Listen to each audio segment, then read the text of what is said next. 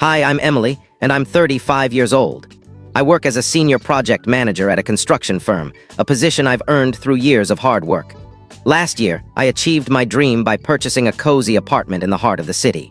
It's my sanctuary, a 2-bedroom, 1-bathroom space with a sleek, modern kitchen featuring marble countertops, and a balcony with a stunning view of the skyline. I spent months perfecting every detail, from the soft lavender walls in my living room to the minimalist furniture and the handmade ceramic vases I found at a local market. It's bold, it's me, and I love it. My parents, George and Linda, are simple folks. Dad's a mechanic who's been at the same garage for decades, and Mom works part-time as a librarian. They live in a modest suburban bungalow where I grew up. Then there's my younger brother, Ryan, who's 30 and works in sales at a tech startup. Ryan's always been the golden child, coddled by our parents. He's been dating his coworker, Vanessa, for about a year. Vanessa's polished, always in designer outfits with flawless hair, but her arrogance grates on me. She acts like she's an expert on everything. When I hosted a housewarming party for my new apartment, I was thrilled to show it off. I'd saved for years to afford the deposit, and though the mortgage payments are steep, it's worth every penny. "This place is stunning, Emily," Mom said, wandering through the open-plan living area. "But isn't it a bit much for one person?" Dad chimed in. "Yeah, it's like a family home with all this space." I brushed it off. "I like having room. One bedroom's my office since I work from home sometimes, and the other's for guests." But their comments stung, like they thought I didn't deserve it. Vanessa was there, clinging to Ryan's arm, scrutinizing everything. "Lavender walls. That's daring," she said, her tone dripping with judgment. "I like bold," I replied, keeping my smile tight. She went on, commenting on my eclectic light fixtures and unusual rug choices, each remark cloaked in fake politeness. I stayed gracious, but inside I was fuming. This was my home, my pride, and she was tearing it apart. Over the next few months, Ryan and Vanessa visited occasionally, and her critiques never stopped. "You know, Emily, I could recommend a decorator," she said once, sipping wine in my kitchen. "I'm good, thanks," I replied, biting my tongue. Another time, she suggested I repaint the lavender walls for something more neutral, more sellable. I was sick of her jabs, but kept quiet for Ryan's sake. He seemed smitten, though I couldn't see why beyond her looks. The breaking point came during a dinner at my place 8 months later. Vanessa walked in and immediately said, "Emily, those lavender walls are still so intense. Have you thought about toning them down?" I'd had enough. "Vanessa, when you buy your own place, you can decorate it however you like," I said, forcing a smile. Ryan shifted uncomfortably. "Emily, chill. No, Ryan, I'm done with her criticizing my home." Vanessa stood indignant. "I was just offering advice, you're so touchy. And you're so generous with your opinions," I snapped. She stormed out, dragging Ryan with her. He shot me a disappointed look, which I didn't deserve. After that, Ryan went radio silent for weeks. I figured he was upset, but I wasn't apologizing. Vanessa had crossed a line. Then out of the blue, he called, sounding giddy. "Emily, big news. Vanessa and I are getting married." I was stunned but managed. "Wow, congrats." The wedding was in a month at a swanky downtown venue, the Crystal Loft. "You're invited, obviously," he said. "I want my sister there." Despite my feelings about Vanessa, I agreed to go. Then he got awkward. "The wedding's pricey, venue catering, Vanessa's dress. Could you help out? Maybe $15,000. I looked at my bills, my mortgage, my savings. "I can do $8,000, I said. He paused, disappointed. "Okay, thanks." I sent the money, but all I got was a curt text.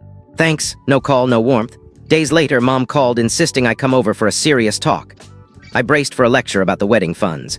At their house, I found Ryan, Vanessa, Mom, and Dad waiting at the kitchen table, the air thick with tension.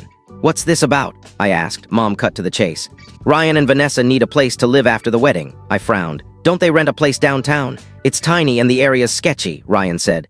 Vanessa added, "I'm not living in a rental after we're married. We need a proper home." Then Mom dropped the bombshell. "We think you should give them your apartment." I blinked, sure I'd misheard. "What? It's too big for one person," Vanessa said. "We're starting a family. We need it more." Dad nodded. "You could buy something smaller, Emily. A studio, maybe." I stood, shaking. "You're all out of your minds." "I'm not giving up my home." Mom tried to calm me. "Let's be reasonable, reasonable. I worked years for this place." Vanessa sneered. "You're so selfish." I looked at Ryan, who mumbled, "It'd help us out, Em." I walked out, furious. For days, they bombarded me with texts calling me unreasonable, disloyal. I ignored them. I still went to the wedding, though, in a sleek black dress, determined to support Ryan. The Crystal Loft was breathtaking. Chandeliers, white roses, 150 guests. I was seated at a back table, far from the head table, which stung. During cocktail hour, I ran into Lisa Nguyen, Ryan's boss, who I'd known from a networking event. She'd helped Ryan get his job after I vouched for him. We chatted briefly before she returned to her prime table near the front. The ceremony was lovely, and I was genuinely happy for Ryan until the toasts. Mom announced. Now, a word from Ryan's sister, Emily. I hadn't planned a speech, but winged it. Hi, I'm Emily. Ryan, you're my little brother, and seeing you happy means the world. Vanessa, welcome to the family. Here's to your future. Short, heartfelt, but Vanessa looked furious. Before I could step away, she snatched the microphone. Actually, I don't want Emily here, she said, her voice booming.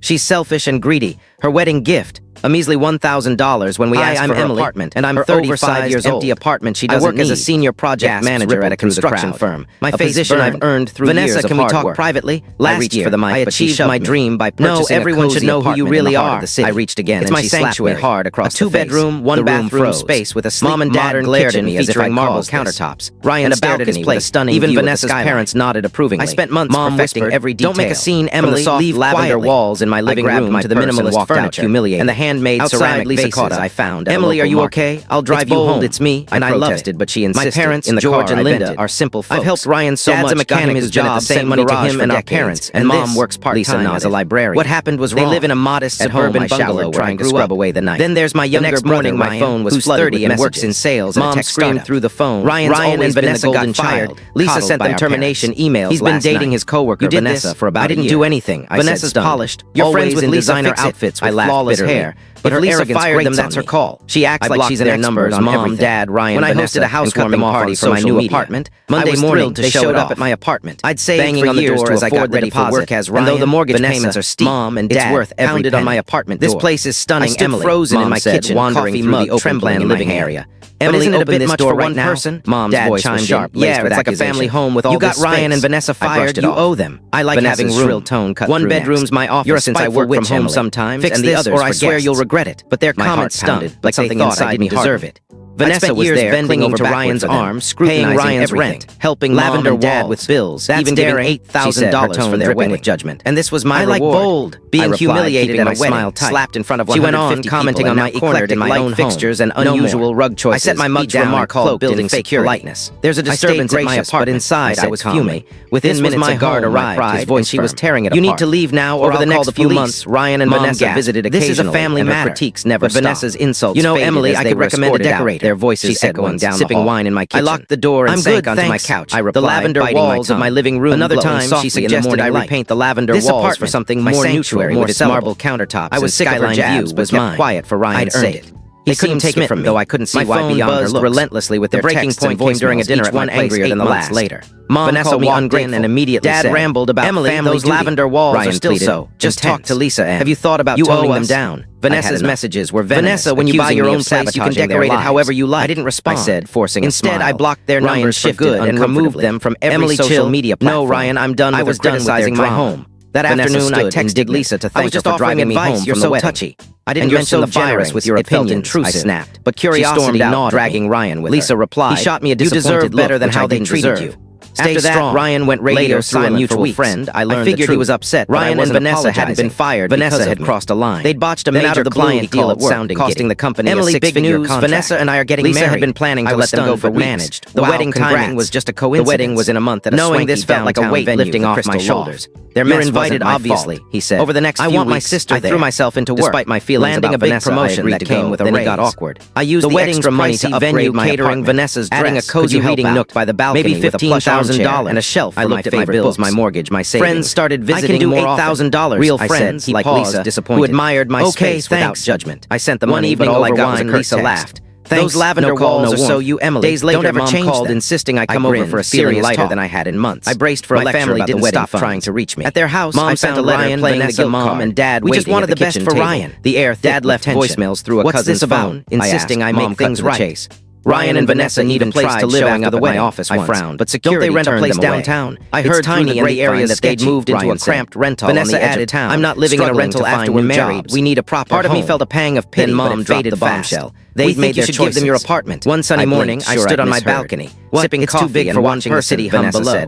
We're starting a family. We needed bold lavender walls. You could buy something smaller, Emily. A studio was more than a home. I stood. It was a symbol of my independence. You're all out of your mind. Work, my life. I'm not giving up my home, and I won't try to calm me. For the first time in years, I felt truly free. I worked years by their demands. Vanessa sneered. I turned up my favorite playlist. The music. I looked at Ryan, who mumbled, "It'd help us out," and started my day. I walked out furious. This was my space. They bombarded me with texts, and I wasn't giving it up for anyone. Disloyal.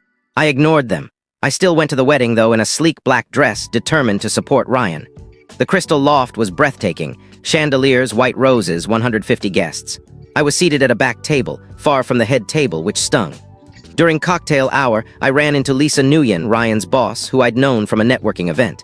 She'd helped Ryan get his job after I vouched for him. We chatted briefly before she returned to her prime table near the front.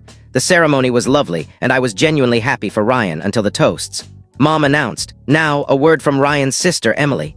I hadn't planned a speech, but winged it.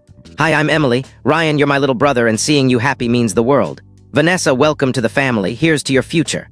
Short, heartfelt, but Vanessa looked furious. Before I could step away, she snatched the microphone. "Actually, I don't want Emily here," she said, her voice booming. "She's selfish and greedy. Her wedding gift, a measly $1,000 when we asked for her apartment, her oversized, empty apartment she doesn't need." Gasps rippled through the crowd. My face burned. "Vanessa, can we talk privately?" I reached for the mic, but she shoved me. "No, everyone should know who you really are." I reached again, and she slapped me hard across the face. The room froze. Mom and Dad glared at me as if I'd caused this. Ryan stared at his plate. Even Vanessa's parents nodded approvingly. Mom whispered, "Don't make a scene, Emily. Leave quietly." I grabbed my purse and walked out, humiliated. Outside, Lisa caught up. "Emily, are you okay? I'll drive you home." I protested, but she insisted. In the car, I vented. "I've helped Ryan so much, got him his job, sent money to him and our parents, and this," Lisa nodded. "What happened was wrong." At home, I showered, trying to scrub away the night. The next morning, my phone was flooded with messages. Mom screamed through the phone, "Ryan and Vanessa got fired. Lisa sent them termination emails last night." "You did this?" "I didn't do anything," I said, stunned. "You're friends with Lisa, fix it." I laughed bitterly. "If Lisa fired them, that's her call." I blocked their numbers, Mom, Dad, Ryan, Vanessa, and cut them off on social media. Monday morning, they showed up at my apartment, banging on the door as I got ready for work as Ryan, Vanessa, Mom, and Dad pounded on my apartment door. I stood frozen in my kitchen, coffee mug trembling in my hand. "Emily, open this door right now." Mom's voice was sharp, laced with accusation. "You got Ryan and Vanessa fired, you owe them." Vanessa's shrill tone cut through next. "You're a spiteful witch, Emily. Fix this or I swear you'll regret it." My heart pounded, but something inside me hardened. I'd spent years bending over backward for them, paying Ryan's rent, helping Mom and Dad with bills, even giving $8,000 for their wedding. And this was my reward. Being humiliated at a wedding, slapped in front of 150 people, and now cornered in my own home. No more. I set my mug down and called building security.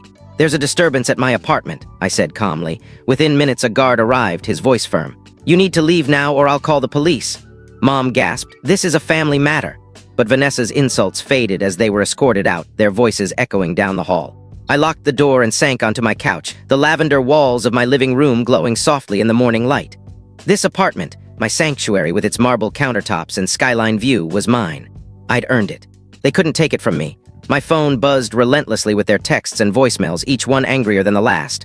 Mom called me ungrateful. Dad rambled about family duty. Ryan pleaded, "Just talk to Lisa, Em. You owe us."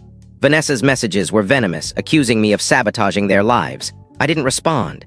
Instead, I blocked their numbers for good and removed them from every social media platform. I was done with their drama. That afternoon, I texted Lisa to thank her for driving me home from the wedding. I didn't mention the firings, it felt intrusive, but curiosity gnawed at me. Lisa replied, "You deserve better than how they treated you. Stay strong." Later, through a mutual friend, I learned the truth. Ryan and Vanessa hadn't been fired because of me. They'd botched a major client deal at work, costing the company a six-figure contract. Lisa had been planning to let them go for weeks. The wedding timing was just a coincidence. Knowing this felt like a weight lifting off my shoulders. Their mess wasn't my fault. Over the next few weeks, I threw myself into work, landing a big promotion that came with a raise.